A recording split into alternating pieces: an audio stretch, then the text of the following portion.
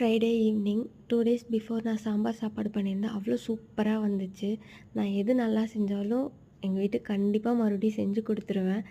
இது எப்படி செஞ்சேன்னு நான் இன்னொரு வீடியோல நான் போட்டிருக்கேன். கண்டிப்பா செக் பண்ணி பாருங்க.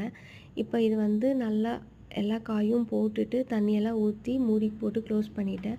விசில் வரக்குள்ள நான் டக்குனு போய் குளிச்சுட்டு வந்துட்டேன். நான் வந்தோனே டக்குனு விசில்லாம் இறங்குன விட்டு, இதுக்கு வந்து ஒரு சின்ன தாளிப்பு மட்டும் போட்டு இது கூட நல்லா மிக்ஸ் பண்ணி எடுத்துக்கிட்டா அவ்வளோ சூப்பரா இருக்கும். கடைசியா நெய் ஊத்துங்க. அப்பதான் செம சூப்பரா இருக்கும். கரெக்ட்டா 6 மணி ஆச்சு. பால் வந்துவிட்டு பாப்பாக்கு பால் வாங்கி காய்ச்சி அதையும் எடுத்து வச்சுக்கிட்டேன். இத வந்து ஒரு சின்ன ஹாட் பாக்ஸ்ல வந்து நான் ஷிஃப்ட் பண்ணிக்கிறேன். இப்போ வந்து கோயிலுக்கு போலாம் அப்படின்னு சொல்லிட்டு விளக்கு போடுறதுக்காக சந்தன குங்குமம்லாம் வச்சுட்டுருந்தேன். கல்யாணத்துக்கு முன்னாடி கோயிலுக்கெல்லாம் பெருசா போமாட்டேன். சண்டை போட்டு கூட்டிட்டு போவாங்க. இப்ப நான் தான் கூட்டிட்டு போலேன்னா ரொம்ப சண்டை போடுறேன். வேணுங்கிறது எல்லா திங்ஸும் நான் எடுத்து வச்சுட்டேன் ஹேண்ட் பேக்ல. ஹாட் பாக்ஸ் ஒரு இதில எடுத்து வச்சுட்டு நானும் பாப்பாவும் கிளம்பிட்டோம்.